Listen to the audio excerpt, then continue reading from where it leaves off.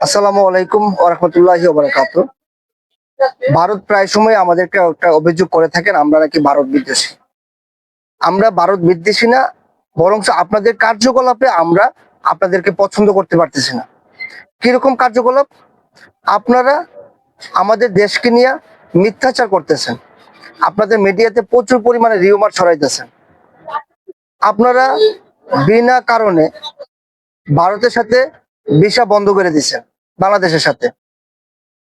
আপনারা মিডিয়াতে অহেতুক মিথ্যা বলতেছেন, সংখ্যালঘুদের উপর নির্যাতন হচ্ছে।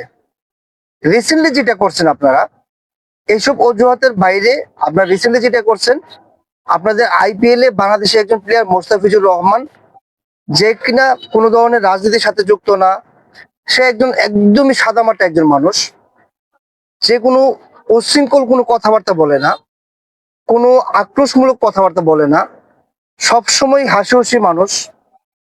আপনাদের কলকাতা নাইট রাইডার্সে আইপিএল এর যে দল, সেইখানে ডাক পাইছে। আপনারা কি করছেন? বিরাট এক আন্দোলন করে বলেছেন যে মুস্তাফিজকে বাদ দিতে হবে। ঠিক আছে, মুস্তাফিজকে বাদ দিচ্ছে।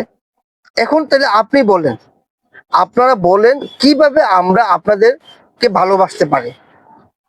ভালোবাসা পেতে হলে তো ভালোবাসা দিতে হয়, একতরফা তো ভালোবাসা হয় না। তাহলে আপনারা যে কার্যক্রম গুলা করতেছেন, এগুলোর কারণে কি আমরা আপনাদের ভালোবাসতে পারি? পসিবল? এক, এখন আপনারা কেন মুস্তাফিজের বিরুদ্ধে আন্দোলন করলেন? খেলাটাকে কেন রাজনীতির মাঝে নিয়ে আসলেন? খেলাটা খেলার জায়গায় রাখতেন, খেলাটাকে রাজনীতি নিয়ে আসছেন। আপনারা যেমন বাংলাদেশকে বয়কট করছেন, মুস্তাফিজকে বয়কট করছেন, মনে রাখবেন আমরা কোটি কোটি দর্শক আপনাদের আইপিএল কে আমরা বর্জন করলাম। আমরা আইপিএল এবার দেখবই না, বর্জন করলাম।